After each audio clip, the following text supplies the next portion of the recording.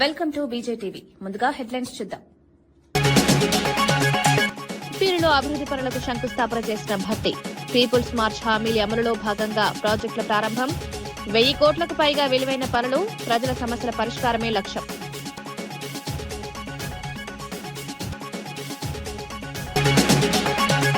అమరావతి ఖర్చులపై ప్రశ్నించిన మాజీ మంత్రి కన్నబాబు.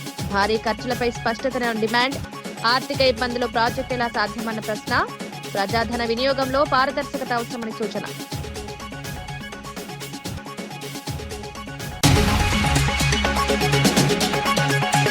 అప్పుల మధ్య కూడా అభివృద్ధి కొనసాగిస్తున్నామని జూపల్లి.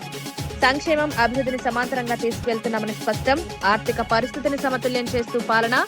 ప్రజా అవసరాల మేరకు పథకాల అమలు.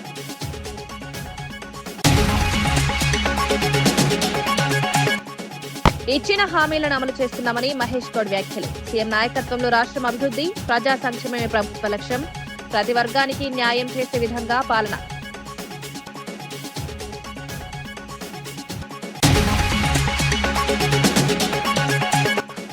దేశ తొలి క్వీర్ ఎంపీగా మేనకా గురుస్వామి చరిత్ర. రాజ్యసభలో ప్రమాణ స్వీకారం.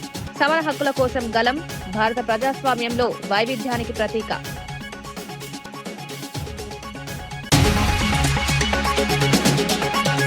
పీపుల్స్ మార్చ్ హామీల అమలులో భాగంగా పిప్పిరిలో భారీ అభివృద్ది పనులకు శంకుస్థాపన జరిగింది. డిప్యూటీ సీఎం భట్టి విక్రమార్క పాల్గొని పలు ప్రాజెక్టులకు శ్రీకారం చుట్టారు. పిప్పిరి నుంచి ఖమ్మం వరకు చేసిన పాదయాత్రలో ప్రజల సమస్యలు తెలుసుకున్నామన్నారు. వాటి పరిష్కారానికి కట్టుబడి ఉన్నామన్నారు. సుమారు 1000 కోట్లకు పైగా విలువైన పనులు ప్రారంభించినట్లు వెల్లడించారు. సాగునీటి ప్రాజెక్టులు, రిజర్వాయర్ల వంటి కీలక కార్యక్రమాలు చేపట్టినట్లు వివరించారు. మనం ఇచ్చినటువంటి హామీలు కానీ, వారు చెప్పినటువంటి సమస్యలు కానీ తప్పనిసరిగా మనం వాటిని శాంక్షన్ చేసి అమలుపరచాల్సిన బాధ్యత మన పైన ఉన్నది.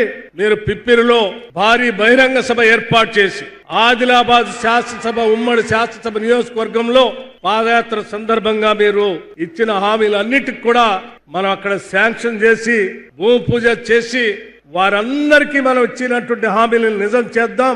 అదే మనం నిజమైనటువంటి ప్రజాపాలన, ప్రజలకు ఇచ్చేటువంటి పాలన.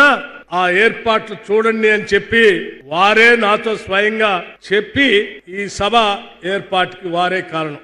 ఉమ్మడి ఆదిలాబాద్ జిల్లాలో ఆనాడు పిప్పిరి నుంచి మన్ను టెండర్లో మొదలుపెట్టినటువంటి ఆ పాదయాత్రలో నాతో పాటు కలిసి నడుస్తూ ఆ పిప్పిరి పాదయాత్రని, పీపుల్స్ మార్చ్ పాదయాత్రను విజయవంతం చేస్తూ ఇక్కడ సమస్యలు చెప్పినటువంటి మీ అందరి సమస్యలు పరిష్కారం చేస్తూ ఈ రోజు శాంక్షన్ చేయడమే కాదు, జీవోలన్నీ ఇష్యూ చేసి 1238 కోట్ల రూపాయలతో ఈ రోజు ఇక్కడ అన్నిటికి కూడా శంకుస్థాపన చేసినటువంటి సందర్భంలో మీ అందరి తరఫున నేను రాష్ట్ర ముఖ్యమంత్రి రేవంత్ రెడ్డి గారికి ప్రత్యేకంగా ధన్యవాదాలు, కృతజ్ఞతలు కూడా తెలియజేస్తా ఉన్నాను. ఈ సభ ఒక రాజకీయ సభ కాదు. ఈ సభ ఆనాటి ప్రజలతో మేము ఏర్పాటు చేసుకున్నటువంటి మమేకమైనటువంటి అనుబంధం. ఆనాటి ప్రజలకి ఈ పీపుల్స్ గవర్నమెంట్ ఇచ్చినటువంటి హామీలను అమలు చేయటం కోసం ఆత్మీయతతో ఇక్కడ కలిసి వచ్చి మీ అందరి సమక్షంలో శంకుస్థాపన చేసేటువంటి కార్యక్రమం ఇది. బీజేపీ ఎమ్మెల్సీకి చెందిన ప్రైవేట్ పాఠశాల ప్రారంభంపై ఆర్ఎస్ఎస్ ప్రవీణ్ కుమార్ విమర్శలు చేశారు. పెద్ద ఫీజులున్న స్కూల్ సామాన్యులకు అందుబాటులో ఉండవన్నారు. పేదల పిల్లలకు విద్య అందించేందుకు గురుకులాల ప్రాముఖ్యతను గుర్తు చేశారు. గతంలో ఏర్పాటైన గురుకులాల ద్వారా అనేక మంది విద్యార్థులు లాభపడిన విషయాన్ని ప్రస్తావించారు. ప్రస్తుతం ఆ వ్యవస్థ బలహీనపడుతోందని ఆందోళన వ్యక్తం చేశారు. లేక్ ఫీల్డ్ ఇంటర్నేషనల్ స్కూల్లో ఫీజు ఎంత ఉంటుంది? 5 లక్షలు ఉంటుంది. ఎవరు కడతారు నాయన 5 లక్షలు? నీ కొడుకు కడతాడేమో రేవంత్ రెడ్డి, నీ బిడ్డ కడతాడేమో, నీ మనవాడు కడతాడేమో, మా బిడ్డలు కట్టలేరయ్యా. అందుకరికే కదా కేసీఆర్ గారు మా అందరికి గురుకులాలు పెట్టి ప్రతి బిడ్డకు సన్న బియ్యం పెట్టి 2 సార్లు నెలకు 2 సార్లు చికెన్ పెట్టి, నెలకు 2 సార్లు మటన్ పెట్టి, 4 సార్లు చికెన్ పెట్టి, నెయ్యి పెట్టి, సన్న బియ్యం ఇచ్చి ఆంగ్ల భాషలో విద్యాబోధన నేర్పించి ఇక్కడ మీ దాంట్లో చాలా మంది కూడా మా దగ్గర చదువుకున్నారు. I'm not inferior to anyone. I shall be the leader wherever I am. I shall do what I love and be different. I shall always think big and aim high. I shall be honest, hard working and punctual. I shall never blame others for my failures. I shall repay what I borrow. I shall neither beg nor cheat. I shall never fear the unknown, I shall never give up అనే ఒక కొత్త భాషను తెలంగాణ బిడ్డలకు నేర్పించింది కేసీఆర్ కాదా? అలాంటి ఆనవాళ్లను చెరిపేయాలని చూస్తున్న నువ్వు చరిత్రహీనుడివి కాదా రేవంత్ రెడ్డి గారు? ఒక్కసారి ఆలోచించండి. వీటి గురించి కదా మనం ఈరోజు రోడ్డెక్కాల్సింది. కాంగ్రెస్ పార్టీ ఇచ్చిన ప్రతి హామీని అమలు చేస్తూ ముందుకు సాగుతోందని టీపీసీసీ అధ్యక్షుడు మహేష్ కుమార్ గౌడ్ తెలిపారు. ముఖ్యమంత్రి, ఉప ముఖ్యమంత్రి నాయకత్వంలో రాష్ట్రాన్ని అభివృద్ధి దిశగా నడిపిస్తున్నామన్నారు. ప్రజా సంక్షేమమే ప్రభుత్వ లక్ష్యమని పేర్కొన్నారు. ఎన్నికల సమయంలో ఇచ్చిన హామీలను నెరవేర్చడంలో ప్రభుత్వం కట్టుబడి ఉందన్నారు. ప్రతి వర్గానికి న్యాయం చేసే విధంగా పాలన సాగుతోందని వివరించారు. ప్రజల నుంచి వచ్చిన సమాచారాన్ని సేకరించి ప్రజల అవసరాలను గుర్తించి ఏదైతే వాగ్దానాలు చేసినారో ఈ 2.5 సంవత్సరాలుగా ప్రతి వాగ్దానం తప్పకుండా తీరుస్తూ వస్తున్నటువంటి సందర్భం. రైతులకు సమస్యలు కావచ్చు, నిరుద్యోగుల సమస్య కావచ్చు, అభివృద్ధి కావచ్చు, సంక్షేమం కావచ్చు, ఇవాళ ఇస్తున్నటువంటి ఇందిరమ్మ ఇల్లు, సన్న బియ్యం, రేషన్ కార్డులు ఒక విప్లవాత్మక మార్పు నాంది పలుకున్న సందర్భంలో ఇవాళ ఇక్కడ బహిరంగ సభ ఏర్పాటు చేసిన సందర్భంలో నేను బట్టి విక్రమార్కకి మనస్ఫూర్తిగా అభినందన తెలియజేస్తా ఉన్నాను. ఆనాడు మీరు పాదయాత్ర ఈ ప్రాంతం నుంచి మొదలుపెట్టినారు, ప్రజల యొక్క గోడు విన్నారు, ప్రజలకు చెప్పిండ్రు. ఇవాళ అధికారులకు వచ్చిన తర్వాత మీరు డిప్యూటీ ముఖ్యమంత్రిగా ఈ కార్యక్రమాల్ని ముఖ్యమంత్రి చేతితో అన్ని తీరుస్తూ పోతా ఉన్నారు. మిత్రులారా, యువకులంటూ ముఖ్యమంత్రి, డిప్యూటీ ముఖ్య సారథ్యంలో తెలంగాణ రాష్ట్రం ఈ దేశంలో ఒక మేటి రాష్ట్రంగా రాబోతా ఉంది. ఈ ఆదిలాబాద్ 83కు పూర్వం వస్తా ఉంది. వచ్చే ఎన్నికల్లో కాంగ్రెస్ పార్టీ పూర్వవైభవంతో ముందుకు పోతుంది. వచ్చే ఎన్నికల్లో 100కు పైగా సీట్లు గెలిచి ఈ ఆదిలాబాద్ జిల్లాని ఒక ప్రయారిటీగా పెట్టుకున్నట్టు ముఖ్యమంత్రి గారు ఈ జిల్లాను అన్ని విధాలుగా అభివృద్ధి చేసే చేతగా ముందుకు పోతున్న తరుణంలో వారికి, పిప్రి గ్రామస్తులకి, ఆదిలాబాద్ జిల్లా ప్రజలకి మనస్ఫూర్తిగా అభినందన తెలియజేస్తూ సెలవు తీసుకుంటారు. అమరావతి నిర్మాణంపై భారీ ఖర్చులపై మాజీ మంత్రి కన్నబాబు ప్రశ్నలు లేవనెత్తారు. ఒకవైపు ఆర్థిక ఇబ్బందులున్నాయని చెప్తూ మరోవైపు లక్షల కోట్లతో రాజధాని నిర్మాణం ఎలా సాధ్యమని ప్రశ్నించారు. అమరావతి ప్రాజెక్టు ఖర్చులపై స్పష్టతనివ్వాలని డిమాండ్ చేశారు. ప్రజాధన వినియోగంపై పారదర్శకత అవసరమన్నారు. ప్రభుత్వ నిర్ణయాలు ప్రజలకు వివరించాల్సిన బాధ్యత ఉందన్నారు. ప్రపంచానికి తెలియజేసే ఒక ఆయుధంలాగా మావిగన్ అనిపించింది.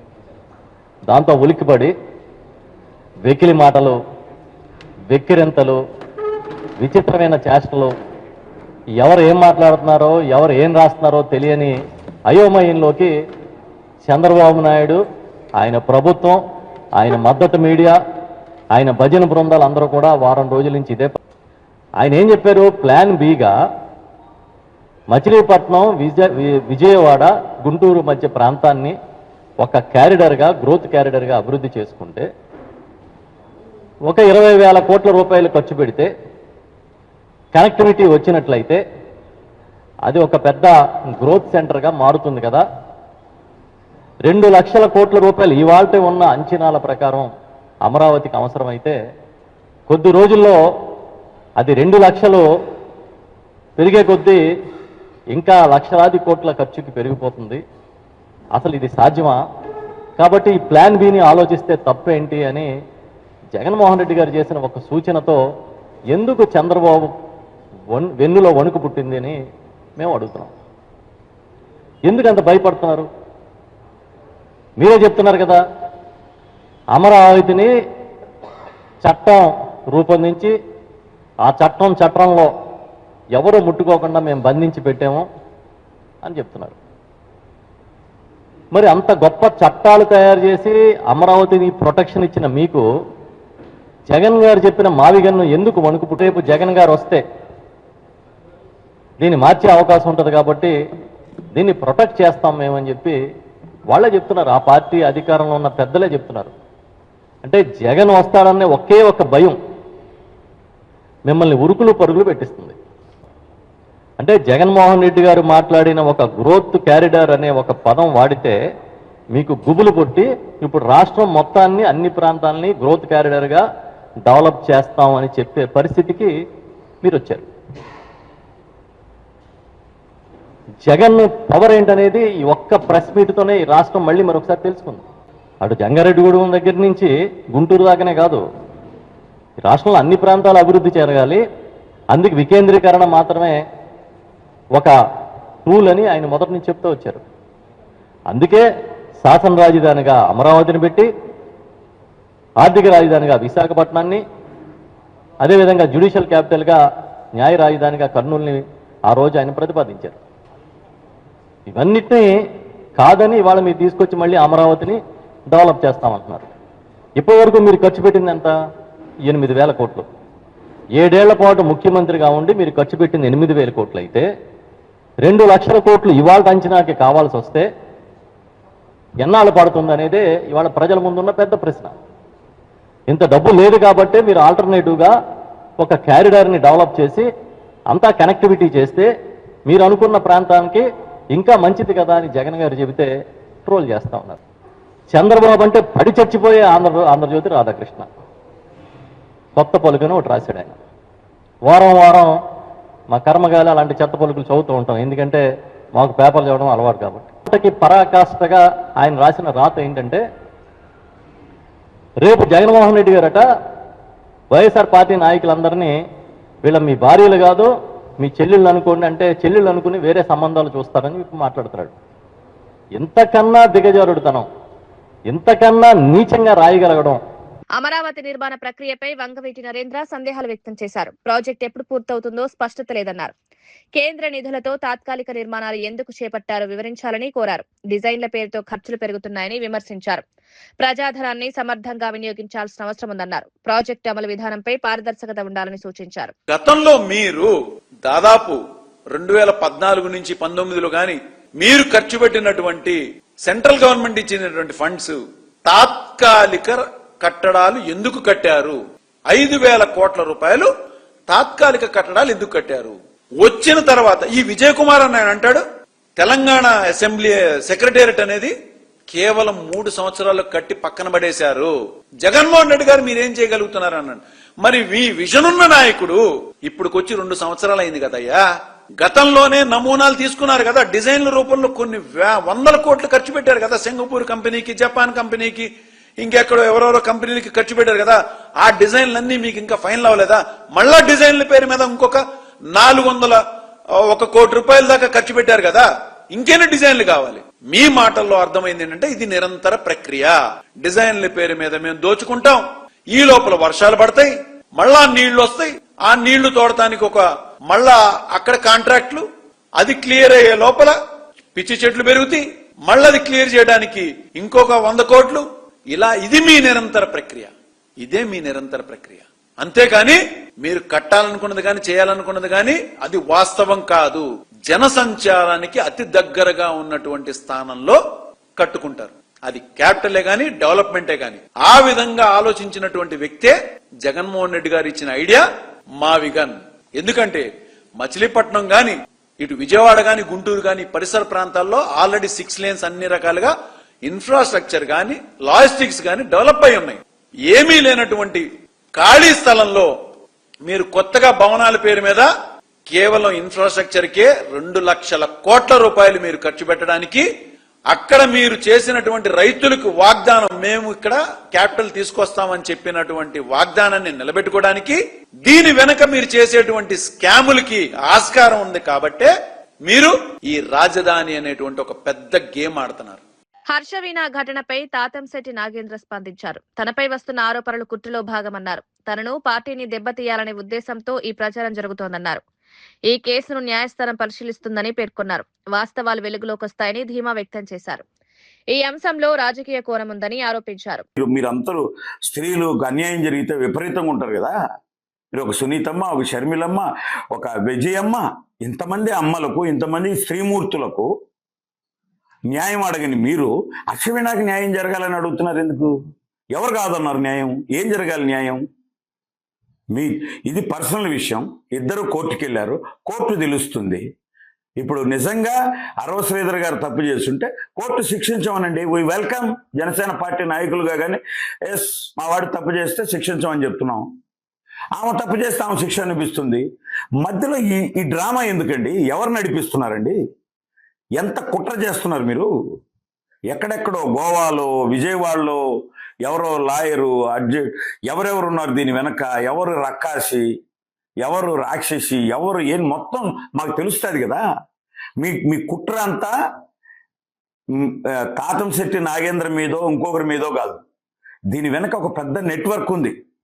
విపక్షంలో ఉన్న మీరు, స్వపక్షంలో ఉన్న మా వాళ్ళ తెలియని కొంతమంది, మరి అలాగే సహపక్షం మొత్తం పొత్తులో ఉన్న పార్టీలో ఉన్న కొంతమంది నేతలు కలిసి ఒక చిన్న డ్రామా జరుగుతుంది ఇక్కడ.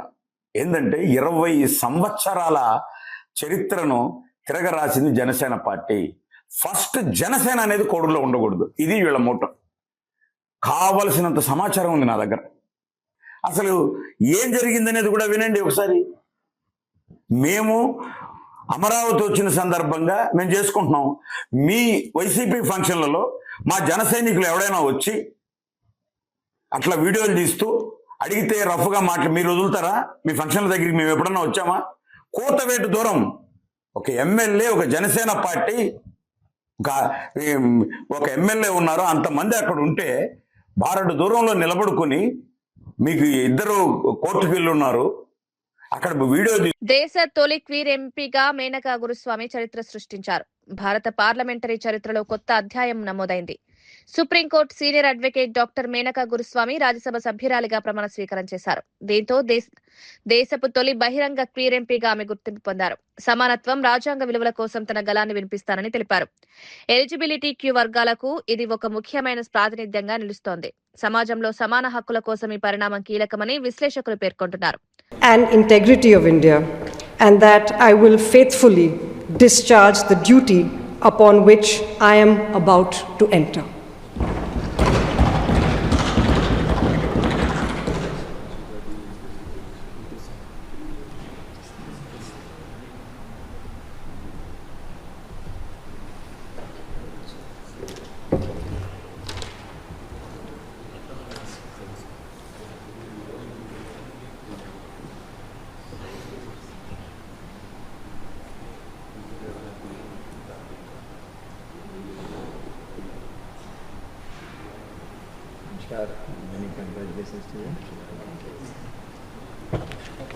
తిరుపతిలో వైఎస్ఆర్ కాంగ్రెస్ పార్టీ ఆధ్వర్యంలో వినూత్న నిరసన జరిగింది. భూమన అభినయ నాయకత్వంలో చంద్రబాబు యాగం చేస్తున్నట్లుగా నాటకం ప్రదర్శించారు.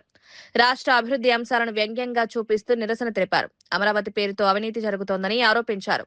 ప్రజలకు ఈ విషయాన్ని చాటి చెప్పేందుకు ఈ విధానం చేపట్టినట్టు తెలిపారు.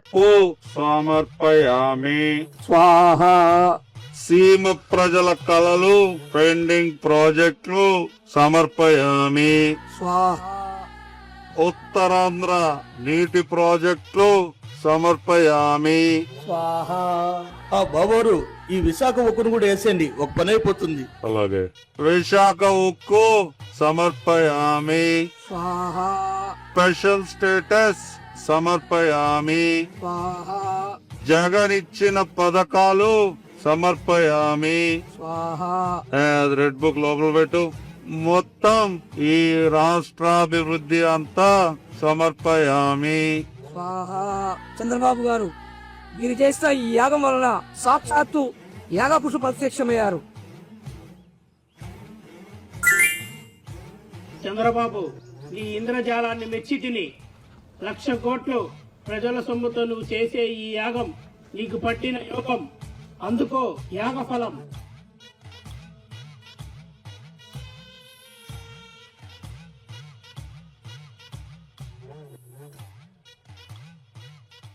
జై జయం చంద్రబాబు. రాజధాని పట్ల రాష్ట్ర ప్రజల్లో ఉన్నటువంటి సెంటిమెంట్ ను వాడుకొని చంద్రబాబు నాయుడు గారు ఒక పెద్ద రాజకీయానికి తెరలేపారు. మహానగరం పేరిట మహా కుంభకోణానికి పాల్పడి రాష్ట్రానికి, రాష్ట్ర ప్రజలకు ఏ విధమైనటువంటి అన్యాయం చేస్తున్నారో ఈ నాటకం ద్వారా వైఎస్ఆర్ కాంగ్రెస్ పార్టీ తిరుపతి శాఖ తెలియజెప్పే ప్రయత్నం చేసింది. విశాఖలో వేపగుంట స్పినగాడి రోడ్డు నిర్మాణం పూర్తి చేయడం సంతృప్తినిచ్చిందని ఎమ్మెల్యే పంచకర్ల రమేష్ బాబు తెలిపారు. ఈ రహదారి వల్ల పలు నియోజకవర్గాల ప్రజలకు ప్రయోజనం కలుగుతుందన్నారు. భూసేకరణలో నష్టపోయిన వారికి పరిహారం అందజేశారు. గతంలో ఆలస్యమైన పనులను వేగవంతం చేసి పూర్తి చేశామని వివరించారు. అభివృద్ధి పనుల్లో అధికారుల సహకారం కీలకమని పేర్కొన్నారు. ప్రజల అవసరాలను దృష్టిలో పెట్టుకుని ప్రాజెక్టులు చేపడుతున్నామని తెలిపారు. దగ్గర 76 లక్షల రూపాయలు అందబోతా ఉన్నాయి. ఈరోజు 47 మందికి ఇచ్చాం. ఇంకా ఓనర్షిప్ అంటే అన్నదమ్ముల మధ్యలో కానీ, తండ్రి కొడుకుల మధ్యలో కానీ ఒక క్లారిటీ వచ్చిన తర్వాత మిగతావి కూడా పంపిణీ చేస్తాం రాబోయే వారంలో 10 రోజుల్లో. ఈ రోడ్డు ఇంత బాగా అనుకున్న టైం కన్నా ఫాస్ట్గా చేయించి ప్రజల మన్నలు మేము పొందే విధంగా చేసిన మా విఎంఆర్డీఏ కమిషనర్కి, జీఎంసీ కమిషనర్కి, మా మంత్రి నారాయణ గారికి కూడా ధన్యవాదాలు తెలియజేస్తా ఉన్నాం. ఏ ఒక్కరికి అండ్రెస్ లేకుండా ఏ ఒక్కరూ ఇబ్బంది పడకుండా పని కూడా చాలా పద్ధతిగా చేసేది మా ఎంఆర్ఓ డిపార్ట్మెంట్ కానీ మా విఎంఆర్డీఏ డిపార్ట్మెంట్ కానీ చాలా పద్ధతిగా చేసి ఏ ఒక్క వ్యక్తితో ఒక మాట అనిపించుకోకుండా కార్యక్రమం ముందుకెళ్తా ఉంది. మనస్ఫూర్తిగా అలా చేయిస్తున్న మా కమిషనర్కి ధన్యవాదాలు తెలియజేస్తూ భవిష్యత్తులో ఈ రోడ్డు ప్రభుత్వానికి కానీ మాకు కానీ మీ ద్వారా చాలా మంచి పేరు తెచ్చిన రోడ్డు అవుతుంది. అది గతంలో చాలా ఇబ్బంది పడ్డారు ఈ ప్రాంతం వాళ్ళు.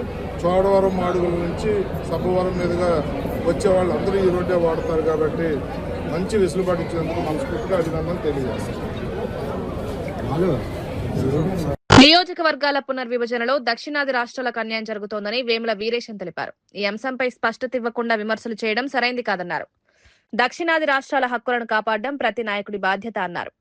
తెలంగాణ ప్రజల ఆశయాలకు అనుగుణంగా నిర్ణయాలు ఉండాలన్నారు. ప్రజాస్వామ్య పరిరక్షణలో భాగంగా అన్ని ప్రాంతాలకు సమాన ప్రాతినిధ్యం అవసరమని సూచించారు. ఈ అంశంపై కేంద్రం స్పందించాలని డిమాండ్ చేశారు. ప్రజలు మొత్తం గమనిస్తారు అనేటువంటి విషయాన్ని సంజయ్ గమనంలోకి తీసుకోవాలని చెప్పేసి మేము ఈ సందర్భంగా తెలియజేస్తాం. గౌరవనీయులు ముఖ్యమంత్రి రేవంత్ రెడ్డి గారు డీలిమిటేషన్ ప్రక్రియ దక్షిణాది రాష్ట్రాలకు నష్టం వాటిల్లేలాగుంది, దక్షిణాది రాష్ట్రాలకు నష్టం జరుగుతూ ఉంది. ఉత్తరాది 3-4 రాష్ట్రాలకు సంబంధించినటువంటి సీట్లు ఎక్కువ పెరగటం మూలంగా ఈ దేశం యొక్క ఔన్నత్యాన్ని దెబ్బతీసే విధంగా ఉన్నది అని చెప్పేసి గౌరవ ముఖ్యమంత్రి రేవంత్ రెడ్డి గారు చాలా స్పష్టంగా చెప్పిండు. బండి సంజయ్ దక్షిణాది రాష్ట్రాల నుంచి కేంద్ర హోంశాఖ మంత్రిగా పనిచేస్తున్నటువంటి వ్యక్తి. దక్షిణాది రాష్ట్రాలకు అన్యాయం జరుగుతుందని గౌరవ ముఖ్యమంత్రి రేవంత్ రెడ్డి గారు స్పష్టంగా చెప్పినప్పుడు దక్షిణాది రాష్ట్రాలకు అన్యాయం జరగనీయను, దక్షిణాది రాష్ట్రాల్లో కూడా ఉత్తరాదితో పాటు సమాన స్థాయిలో సీట్లు పెంచడం కోసం నేను ప్రయత్నం చేస్తాను, నేను బాధ్యత తీసుకుంటానని చెప్తే బాగుండేది. అట్లా కాకుండా ముఖ్యమంత్రి అడిగినటువంటి దానికి సూటిగా సమాధానం చెప్పకుండా, ఎట్లా అన్యాయం జరుగుతలేదో వివరించకుండా, ఈ దేశం పట్ల ఆయనకొక్కనికే అభిమానం ఉన్నట్టు, దేశభక్తి భావం ఆయనకొక్కనికే ఉన్నట్టుగా మాట్లాడుతూ ఉంది. కానీ మా కాంగ్రెస్ పార్టీకి, గౌరవనీయులు గాంధీ కుటుంబానికి ఈ దేశం పట్ల, ఈ దేశం యొక్క ప్రజల పట్ల సమున్నతమైనటువంటి గౌరవం ఉన్నటువంటి వ్యక్తులు గాంధీ కుటుంబం. ఈ దేశం కోసం ఇందిరాగాంధీ త్యాగం చేసింది, ఈ దేశం కోసం రాజీవ్ గాంధీ త్యాగం చేసిండు, ఈ దేశం కోసం గాంధీ కుటుంబం రక్తాన్ని ధారపోసిండ్రు. ఇట్లాంటి పార్టీల్లో నాయకునిగా ఉండి మా ముఖ్యమంత్రి గారు ఈ దేశంలో దక్షిణాది రాష్ట్ర ప్రజలు కూడా ఒక భాగమే, వీళ్ళకి అన్యాయం జరగొద్దు, దక్షిణాది ప్రాంత ప్రజలకు అన్యాయం జరిగితే వీళ్ళ పక్షాన కాంగ్రెస్ పార్టీ ప్రతినిధిగా నేను బలంగా మాట్లాడతాను, ఈ ప్రాంత ప్రజలు ఉద్యమిస్తారని చెప్పగానే ఈరోజు బీజేపీ నాయకులకు భయం బుచ్చుకొని ముఖ్యమంత్రి గారు ఏదో సెంటిమెంట్ రెచ్చగొడుతుండనేటువంటి పేరుతోని ముఖ్యమంత్రి పైన అవాకులు చెవాకులు బండి సంజయ్ వెళ్తూ ఉండు. బండి సంజయ్, నువ్వు దక్షిణాది ప్రాంతంలో భాగమైనటువంటి తెలంగాణ ప్రజల ఓట్లతో గెలిచినావు కాబట్టి ఈ ప్రాంతానికి నష్టం జరగకుండా, ఈ ప్రాంతానికి అన్యాయం జరగకుండా, ఈ ప్రాంతానికి న్యాయం జరిగేటువంటి పద్ధతుల్లో నువ్వు పనిచేస్తే ఓకే. నీ చేత కాకుంటే మా ముఖ్యమంత్రి గారితో వచ్చి కలిసి పనిచేయి, బాగుంటుంది. కానీ మాట్లాడుతున్నా, ప్రశ్నిస్తున్నా, వాస్తవాలు చెప్తున్న మా ముఖ్యమంత్రి పైన అవాకులు చెవాకులు పేలొద్దని. వార్తలు ముగించే ముందు ముఖ్యాంశాలు మరోసారి. పిపిలో అభివృద్ధి పనులకు శంకుస్థాపన చేసిన భట్టి. పీపుల్స్ మార్చ్ హామీల అమలులో భాగంగా ప్రాజెక్టుల ప్రారంభం. 1000 కోట్లకు పైగా విలువైన పనులు, ప్రజల సమస్యల పరిష్కారమే లక్ష్యం.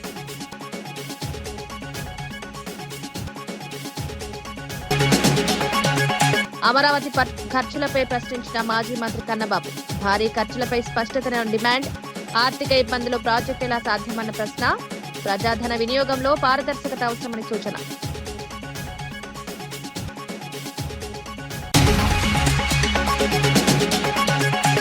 అప్పుల మధ్య కూడా అభివృద్ధి కొనసాగిస్తున్నామని జూపల్లి.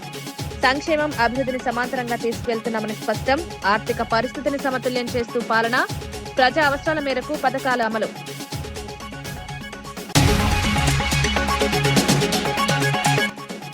ఇచ్చిన హామీలను అమలు చేస్తున్నామని మహేష్ గౌడ్ వ్యాఖ్యలు. సీఎం నాయకత్వంలో రాష్ట్రం అభివృద్ధి, ప్రజా సంక్షేమమే ప్రభుత్వ లక్ష్యం.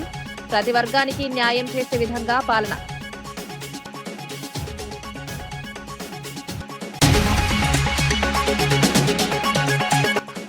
దేశ తొలి క్వీర్ ఎంపీగా మేనకా గురుస్వామి చరిత్ర. రాజ్యసభలో ప్రమాణ స్వీకారం. సమాన హక్కుల కోసం గలం. భారత ప్రజాస్వామ్యంలో వైవిధ్యానికి ప్రతీక.